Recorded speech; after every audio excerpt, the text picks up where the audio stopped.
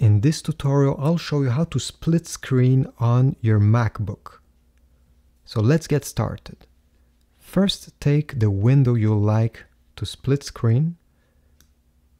Go on the green button, keep it pressed, and go down and select if you want it to go on the left side or the right side. It will go automatically there, and then your MacBook will ask you to select another window to go on the other side of the screen. Let's say I want the calendar. You just have to click on it and it will go there.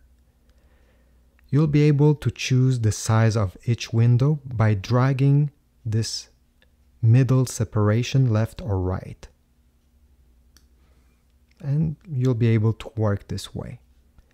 Once you're done, to exit this, all you have to do is go with your cursor on the top left corner on the green button right here. Keep it pressed and then select Exit Full Screen. It will exit and you'll be back with all your windows separately. Thanks for watching, and please subscribe and give a like if this was helpful. See you in the next one.